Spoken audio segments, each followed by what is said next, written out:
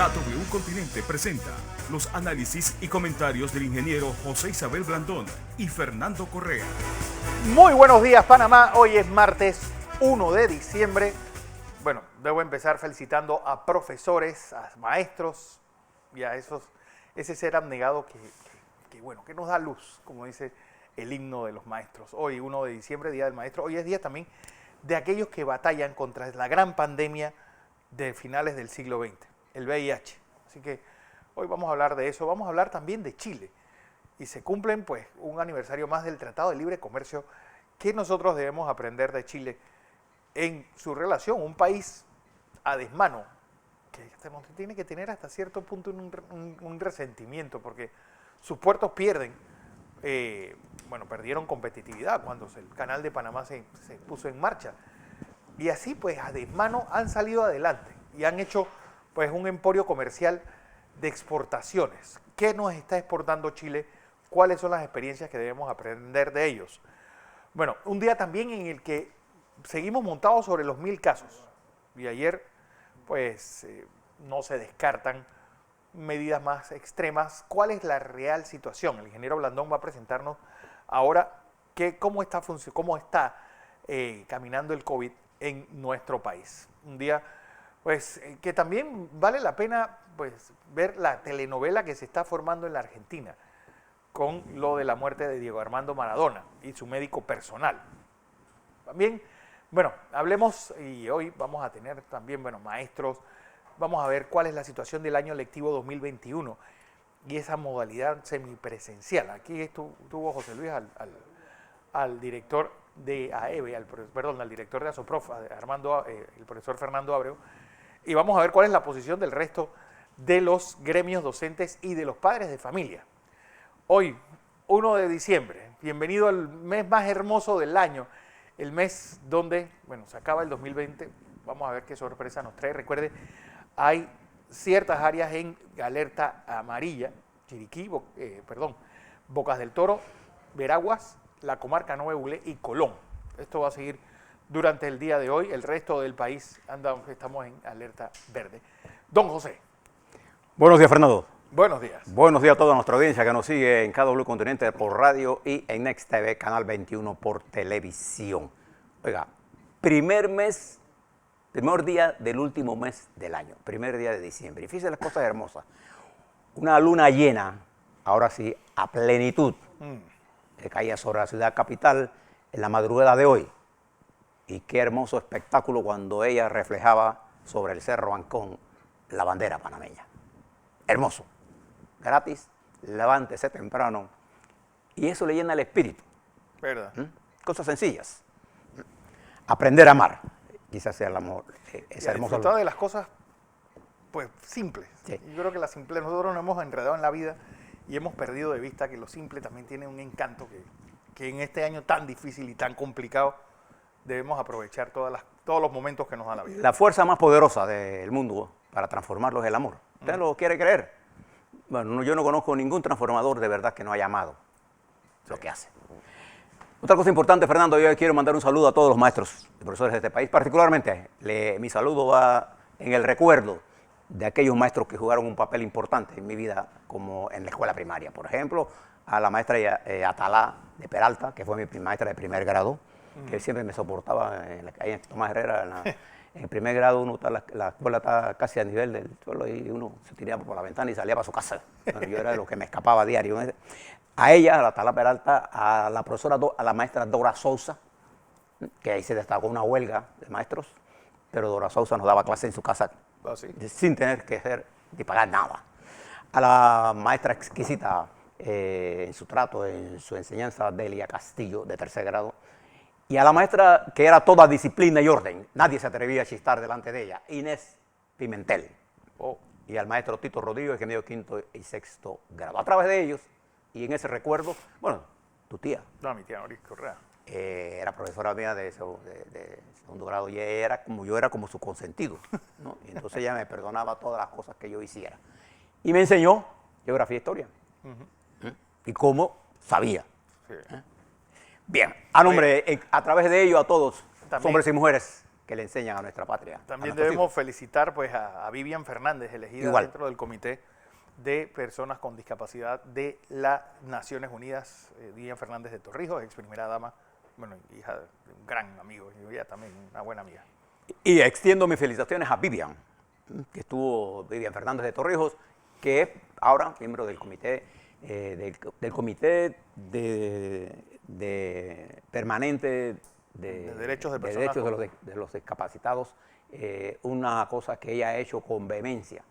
Todos los padres que hemos tenido hijos con algún tipo de problema sabemos la importancia de este tema, y ella lo hace con exquisitez. Mi saludo a ella y a Martín, y a sus hijos, Y eso sí. porque se sienten orgullosas de Vivian y nosotros también. Bien, algunas cosas están ocurriendo en el mundo.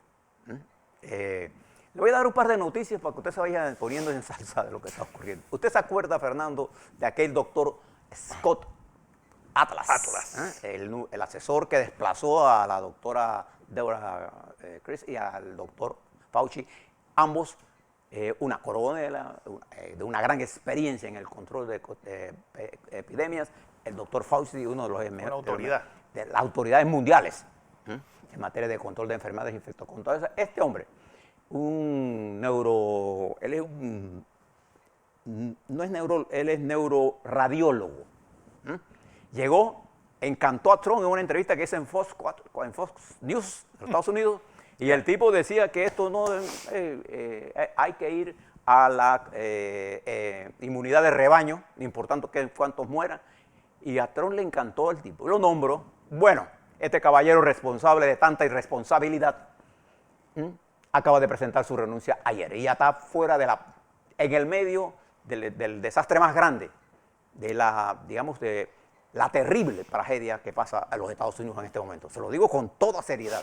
Y yo no me alegro absolutamente de nada malo que le pase a los Estados Unidos. Al contrario, siento un profundo cariño y respeto por esa nación, por los hombres y mujeres que he conocido a lo largo de la historia, profesores, investigadores, políticos, periodistas, senadores, presidentes.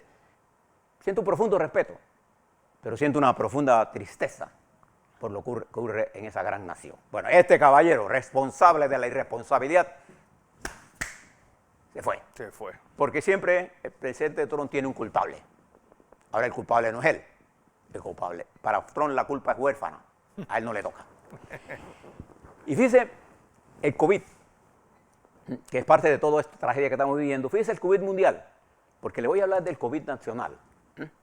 Ayer circuló una comunicación, ahora le voy a hablar sobre eso, de Juan Carlos Barreiro.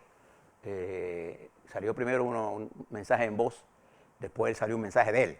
Ahora le hablo sobre esto. El COVID-19 ha tenido y tiene a nivel mundial una expresión tan violenta. Hay países que están en la segunda ola, hay países que entran en la tercera ola, hay como nosotros que vamos para la segunda ola en forma acelerada. Y quiero llamar la atención, fíjese Fernando, usted que tiene por ahí las cifras mundiales. 63.793.580, 1.484.264 muertos. Ayer en el mundo, 409.636 casos. En lo que va del día, ya en este momento, el mundo tiene 160.923. Los Estados Unidos, recuerde que las cifras de los Estados Unidos están desfasadas por la falta de información que hubo durante este largo fin de semana del jueves en adelante. Pero bueno, pasó lo que habías dicho ayer. Estados Unidos, 13.920.052. Va rumbo a los 14 millones a velocidad asombrosa. Espera, 274.331 muertos. Y ayer, pues anunciando lo que José dijo, que muchos estados están dando información, aparece como si hubiera habido 161.859 casos. Bien, mire por dónde van los casos. Y para los Estados Unidos, noviembre fue de terror.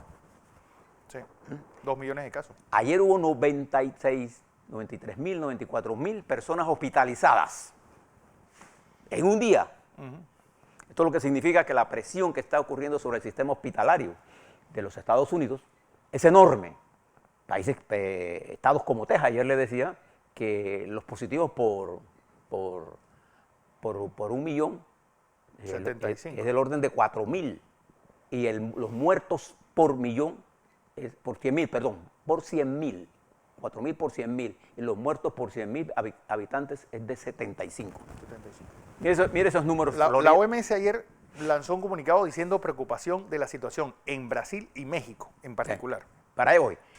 Y en Europa la situación continúa siendo la segunda y parte de la tercera ola, se está desarrollando con velocidad, a tanto de que en Alemania ya está claro de que fue Navidades en confinamiento. Esto va hasta enero. En Suiza el desastre es absoluto. Sí. Los hospitales han colapsado, usted se enferma y no los reciben. No hay cupo. Con un sistema médico social importante, uno de los grandes dramas de los Estados Unidos Es que no hay una medicina. es que no hay un sistema de salud pública para atender a la gente en general. Si usted no tiene seguro, usted no entra a los hospitales privados, que todo es privado. En Italia, la situación es grave. En España, ni se diga, entre el COVID y los políticos van a acabar con este país. Fíjese lo que le estoy diciendo. Una cosa asombrosa, porque el COVID ha sacado, observe lo que pasa en Nueva Zelanda, por ejemplo, con la señora primera ministra Ardern, que eso es diferente. Entonces, todo esto ha hecho, por ejemplo, que en nuestra región, nuestra América, tanto Canadá, que ha tomado medidas de precaución por lo que está ocurriendo en Toronto, una de las ciudades más grandes, la más grande de Canadá, Estados Unidos, donde los 50 estados, de los cuales hay 48 en alza, con promedios en noviembre de 160.000 positivos, con muertes por encima de los 1.000, y que se hace una proyección que podría llegar hasta 4.000 en la próxima semana, en los próximos días. Por día los muertos, y ya sistemas colapsados en muchos estados y ciudades de los Estados Unidos, con un problema de que la vacuna, no importa cuándo salga, si es en diciembre, va a ser exclusivamente para los primeros. Acuérdese que si hay 100 millones de vacunas, usted lo tiene que dividir entre dos, hasta 50 millones. Los Estados Unidos tienen una población de 340 millones aproximadamente, de manera que 327.200.000. 327 millones, de manera que 10 millones hacen apenas un 5% de la población. ¿Qué le parece? Así que no es tan fácil este problema. Esto va a estar listo para una vacunación masiva en los Estados Unidos probablemente para junio. En nuestro país nosotros estaremos teniendo esa vacuna por ahí como por febrero o marzo. Y tendremos que establecer prioridades a quién se la vamos a dar.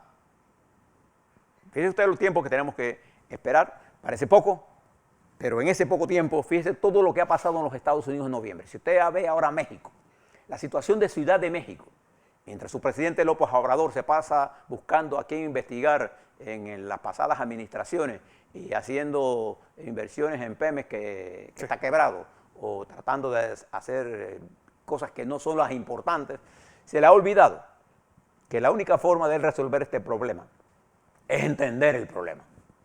Ciudad de México, 207.699 casos. Y México tiene la tasa de letalidad más alta del mundo.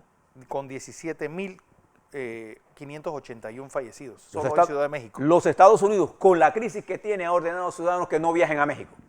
En México es 1.234.354 casos, con 113.602 fallecidos. Y López Obrador ha sido incapaz de hacer un masivo, pero eso, ese es el millón. Nosotros estamos llegando al millón. A ver cuánto le digo. Ciudad de México, 880 casos por millón de habitantes. Nosotros tenemos un total de, nosotros de Puebla realizada tenemos 907.000. Con 4.2 millones, imagínense en México. Sí.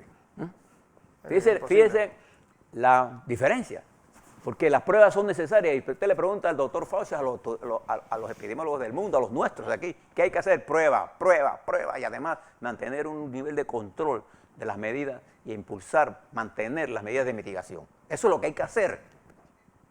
Bueno, en los Estados Unidos la situación es grave. Uno de los que abogaba, que sacó de los comités de COVID a los expertos, este caballero Atlas, que ya va camino, ya está en su casa. Ya está en su casa. Mientras Europa sigue en esto, fíjense lo que está pasando en países como como a Japón, Corea del Sur. Ayer en Japón los casos eran inusitadamente altos. Hay una nueva ola. ¿No? ¿Sí? Y ayer se revelan documentos de cómo manejó la primera ola de este COVID China. Y ahí están resaltados todos los errores que se cometieron, la falta de manejo la falta de información, las restricciones que tenían los médicos, la falta de equipamiento, hasta que se dieron cuenta que estaban frente a un problema más serio. Póngase atención a lo que está ocurriendo en las redes sociales internacionales, de los artículos que se están publicando sobre lo que se conoce ahora como la tragedia de Wuhan. Toda una serie de documentos que se revelan sobre esto. En nuestro continente pasan cosas de toda casa, pero le quiero hablar de Francia. ¿Te recuerda el presidente Macron que se ha enfrentado a los chalecos amarillos, perdiendo guerra, echando para atrás? Bueno, ayer tuvo que echar para atrás la ley que impedía que se le tomaran videos a la policía, porque la rebelión iba en camino. O sea, hay cosas que están ocurriendo, cuando usted no tiene una lectura correcta de lo que está ocurriendo en su país, usted comete errores estratégicos. Y el tiempo es una variable fundamental. Bueno, preste la atención a Francia. Le pongo eso a Francia allí. Bueno, porque, con el país europeo con mayor cantidad de casos, 2.222.602. ¿Y cuántas muertes tiene? Son casi 52.731. Ha superado a Italia, que comenzó, Sí. y está superado a España. Bueno, España siempre ha estado por encima de España. Creo que Inglaterra es el único que también tiene una situación pues difícil y que en paralelo a este coronavirus, Fernando, tiene más muertos. Inglaterra 58. en áreas que se están desarrollando esta pandemia, como por ejemplo la guerra con Etiopía, que ha hecho destrucciones en parte de ese territorio, y ahora está en Eritrea. La guerra de Arabia Saudita contra Yemen del Sur, que ha liquidado. Usted tiene que ver las imágenes de niños. Es desastroso, parte el alma ver ese drama. Los atentados en Afganistán, los asesinatos en Nigeria, para darle algunas de las cosas que están ocurriendo en el planeta. Pero ahora, únale a esto la guerra comercial. La guerra comercial entre China y Australia es seria. China ha empleado las fuerzas que ha empleado los Estados Unidos contra ellos, ahora contra Australia. Le ha subido los aranceles, porque acuérdense que desde el punto de vista comercial, China es una superpotencia comparado con Australia. El aliado más importante de Europa, particularmente de Inglaterra y de los Estados Unidos en el sudeste asiático, es Australia. Y ahora se enfrenta a una guerra con China, comercial, que hace elementos de confusión nuevos en el mercado. Pero además de esto, preste la atención a la nueva realidad de nuestro continente. Alzamientos en Guatemala, alzamientos que ya no piden la solución de ningún presupuesto, piden la salida de todos, el presidente, asamblea y todo. Los problemas en Perú, los problemas en Chile, los problemas en Argentina. Ahora entró caso Maradona, los tiene entretenidos en otras cosas, pero en Chile la situación, perdón, Argentina, la situación financiera es asfixiante. No solamente las Naciones Unidas llamó la atención a México, llamó la atención a Brasil, a Bolsonaro, que en su afán de querer parecerse a Trump, todo el que aspira a parecer renuncia a ser. Entonces, Bolsonaro quiere ser otro Trump. Yo no le deseo a nadie que sea como Trump, pero Bolsonaro ha cometido una serie de errores. En estas elecciones, la derecha se dio cuenta que ya no lo necesita. Y cuando la derecha se da cuenta que no lo necesita, usted va para el basurero de la historia. No tenga la menor duda de eso. Y ahora se está planteando la unidad de la izquierda para enfrentar al centro derecha. Eso es lo que va ocurriendo en Brasil mientras se deteriora la situación económica y social de ese hermano país. Yo quería aprovechar, Fernando, para hablarte un poco de los Estados Unidos. Ahora, más importante, Fernando, que las discusiones con respecto a qué está pasando, unos minutos nada más. En los Estados Unidos está pasando cosas tan importantes que el trumpismo en sus 4 años creó las condiciones materiales y objetivas para lo que le voy a plantear. Este proceso electoral, que Trump lo trata de comparar con su primera elección, no es igual porque él mismo le dio una batida, metió una batidora gigantesca a los Estados Unidos y creó una nueva situación sociopolítica en esa nación. Y esa nueva situación en la que se movilizaron los negros, los afroamericanos, los latinos, las mujeres, la intelectualidad, la derecha a favor de Trump, los empresarios haciendo negocios, culminó con la llegada del COVID. El manejo que el presidente le dio al COVID lo enterró. Porque sin el COVID, hubiera sido muy difícil derrotar a Trump. Sí. Cuando yo les dije a ustedes que cuando la economía no es el tema y otro toma el tema, es ese otro tema el que se toma la elección, bueno, esto fue el COVID. Que es algo que los políticos no entienden. No Los fue- imponderables sí. son siempre una variable. Y lo había dicho Importante. Fernando con mucha claridad aquí. Es muy difícil para Trump ganar con este estado de COVID. Él pensó que la vacuna estaba en julio, pero lo que él piensa y lo que es la realidad es otra cosa. Pero fíjese lo que ha pasado en los Estados Unidos. Le voy a leer las últimas designaciones del presidente Trump, perdón, del presidente electo Biden. El nuevo equipo económico del presidente y las nuevas designaciones incluyen a gente como la siguiente: Janet Yellen, que va a ser, ya fue nominada por él a secretaria del Tesoro. Es la primera mujer que sería secretaria del Tesoro de los Estados Unidos. Designó a Adewale Willie Adeyan como subsecretario del Tesoro, el primer negro en ser subsecretario del Tesoro de los Estados Unidos. Designó a Carlos Lisondro como el secretario social de la Casa Blanca, el primer latino de ocupar una posición de ese nivel. A Avril Haines como la primera mujer que ocupa la dirección de la inteligencia norteamericana. No es cualquier persona, física, abogada, sabe de jiu-jitsu, es todo un genio esta mujer. Alejandro Mayorkas como secretario del Interior, del Home Security. A Cecilia Rose como jefa del Gabinete Económico, una extraordinaria economista. A Neera Tanden como directora de la oficina. Esta es una asiática de color que va a contar con el rechazo de la derecha de los Estados Unidos. ¿Qué le quiero contar con esto? Anteriormente había designado a todo su equipo de comunicaciones de mujeres. Todo. Mujeres de alta calidad técnica. ¿Qué está ocurriendo?